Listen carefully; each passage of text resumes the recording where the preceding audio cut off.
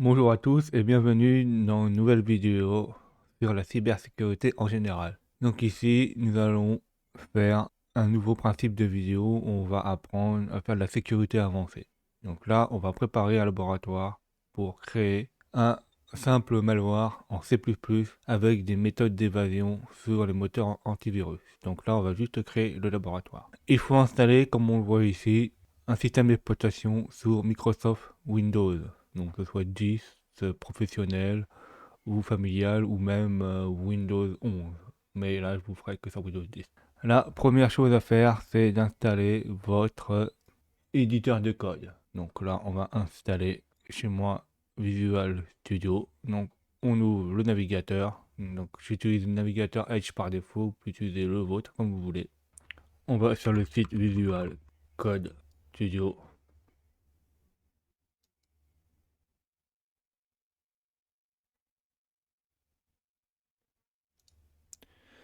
On le télécharge. On ouvre le fichier. On accepte la licence. On fait suivant. On fait suivant. On fait suivant.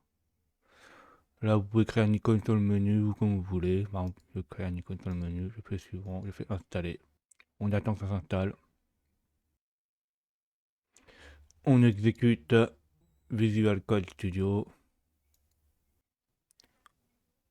On choisit le thème qu'on veut, suivant vos préférences. Et là, il est configuré. Et donc là, comme on va faire du C++, il faut installer les bonnes extensions. Donc on installe C++C Intelligence Debugging on Code Browsing. Donc on clique dessus et on clique sur le petit icône là, installe. On attend que ça s'installe. Et on va faire la même chose là au-dessus là avec Python. On aura besoin du langage Python. Donc on l'installe aussi. Et là, notre environnement Python est installé. On quitte le programme. Et là, le problème, c'est qu'on a juste installé certaines extensions C++ et Python, mais on n'a pas installé ni l'interpréteur Python, ni le compilateur C++. Donc, on peut installer Python en tapant juste le nom Python. Donc, on sélectionne Python, et là, à partir du Microsoft Store, on peut l'installer. Donc, on met non merci ou installer sur tous les appareils si vous voulez installer sur tous les appareils. Mais comme ici c'est un laboratoire, on n'a pas besoin de l'installer partout. Python installé, maintenant on va installer les compilateurs C++ et C. Donc, pour installer le compilateur, en fait on va installer le M6.2. Donc on choisit le premier, on télécharge celui-ci, on ouvre le fichier, on fait suivant, donc on laisse le répertoire d'installation sur la racine C, on peut mettre un raccourci dans le menu démarrer et il s'installe.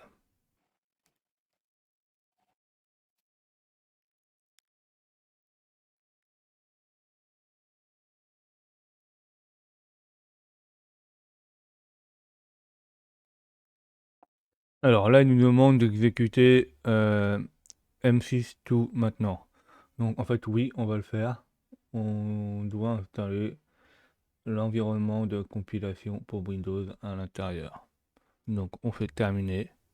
Donc là, on a une fenêtre et on va taper la commande pacman s 2-needed base level. En fait, là, on est sur un système Arch Linux qui est émulé, qui va permettre de compiler des binaires Windows. Donc là, on va installer un cross compilateur qui permet, à partir d'un système Linux, de compiler des binaires Windows. Donc on fait un pacman s, c'est-à-dire qu'on va installer le base level. En fait, ça c'est l'environnement de compilation par défaut sous Linux. Et là, après, on va installer la cross compilation. Ça c'est le compilateur qui va permettre de compiler notre malware. Donc là, on valide. Donc par défaut, il nous dit d'installer tout, c'est ce qu'on veut. Donc on fait entrer. Là, on fait yes. pour continuer l'installation, pour procéder à l'installation. Et on attend que ça s'installe. Ça va être plus ou moins long suivant votre connexion.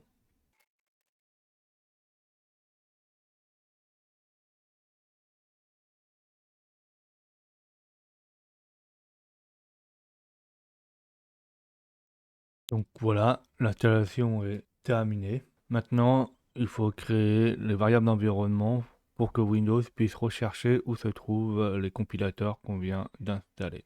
Alors, vous pouvez par exemple taper Setting, donc en fait c'est les paramètres. Et dans les paramètres, là dans la recherche, vous tapez envie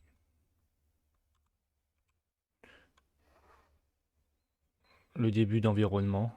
Et là il y a marqué modifier les variables d'environnement système. Vous cliquez dessus. Une fois que vous êtes dessus, vous cliquez sur variable d'environnement. Et là, il y a un fichier qui s'appelle path. Donc vous allez dessus et vous faites modifier. Donc là, on va créer une nouvelle variable d'environnement. Donc on clique sur nouveau. Et là, on va mettre le chemin où se trouvent les binaires et les compilateurs C++.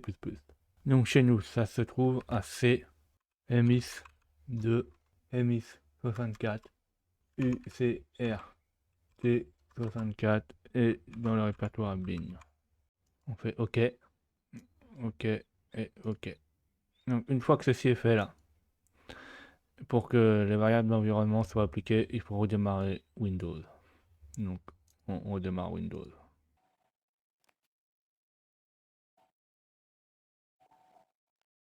Et là, pour vérifier que ça fonctionne, on clique sur démarrer ou on tape PowerShell.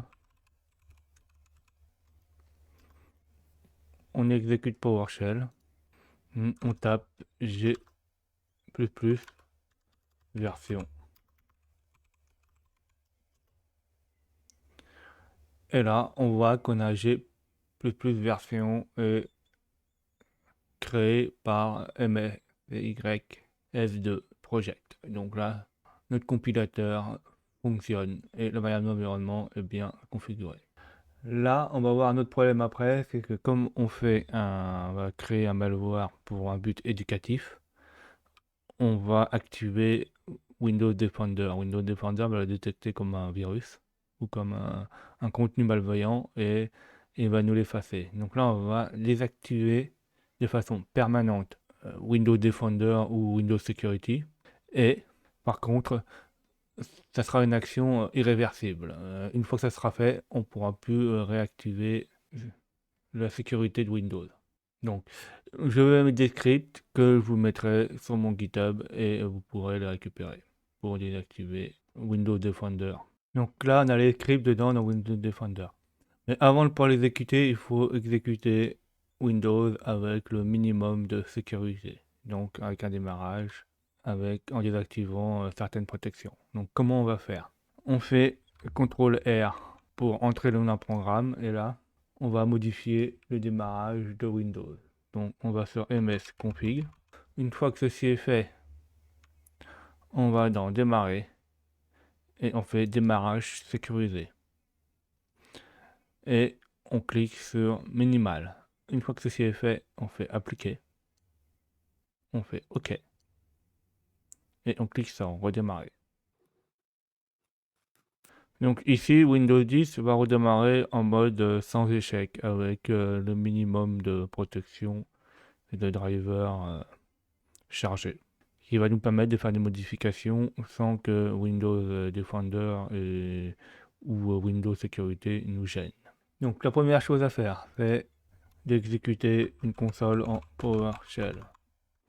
Là, il faut activer l'autorisation d'exécuter notre propre script PowerShell, parce que par défaut, normalement, Windows nous laisse exécuter que les scripts PowerShell signés par Microsoft. Donc là, on va faire un set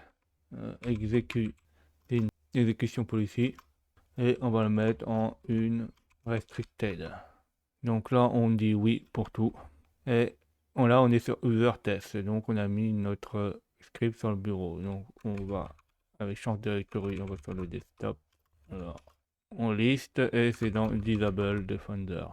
Donc c'est disable defender et on exécute Disable Defender Rigidity. Donc là, il va désactiver l'antivirus dans la base de registre de Windows.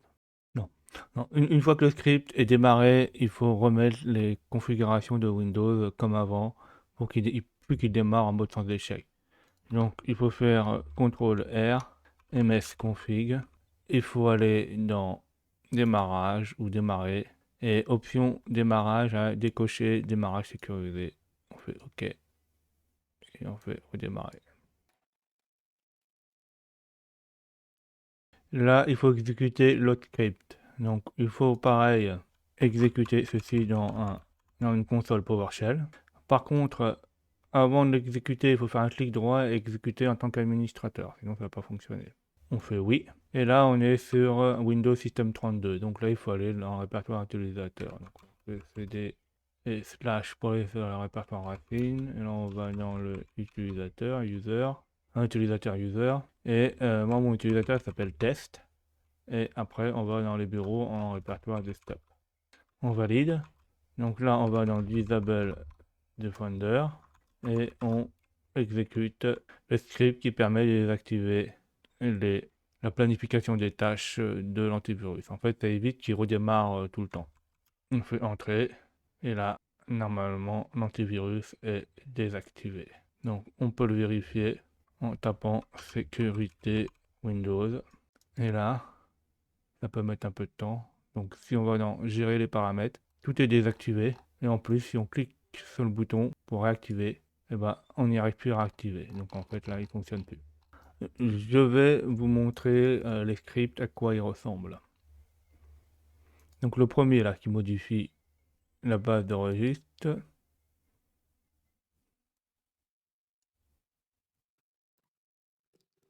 Donc le premier, il va modifier les registres sur HTML système current control service. Donc en fait, il va tout ce qui est le WinDefender, il va mettre en valeur 4. Donc valeur 4, c'est-à-dire qu'il va désactiver. La valeur 2, en fait, il va mettre ça en auto start, donc il va l'activer. Mais bon, là, vu qu'on a tout cassé, Windows Defender, on ne redémarrera plus. On fait la même chose pour d'autres valeurs de registre, dans le sens WD-Filter, le NDRV, etc. Le Windows Defender Boot quand il démarre et tout ça. Donc là, toutes les options de Windows Defender ont été désactivées. Donc là, il ne fonctionnera plus. Regardons le fichier suivant. Donc là, on a la même chose, tout ce qui était plage planifiée. Donc la maintenance, le cache, ça a été désactivé. Donc là, il ne peut plus faire la maintenance de cache pour Windows Defender. Il ne peut plus faire effacer les menaces, etc. Donc ça a été désactivé. Il ne peut plus planifier les analyses, ça a été désactivé. Et pareil, pour la vérification, là, ça a été désactivé. Donc voilà. Par contre, de temps en temps, là, il va vous mettre protection des menaces. Ça n'est pas activé. Activer la protection, on le laisse comme ça. Et puis ça suffira. Donc, ici, là, notre laboratoire est prêt pour la vidéo suivante. Pour commencer à comprendre comment créer un malware en C++ qui permet d'éviter la détection de certains moteurs d'antivirus. Merci d'avoir vu cette vidéo. N'hésitez pas à mettre des commentaires, à mettre des pouces bleus et à vous abonner.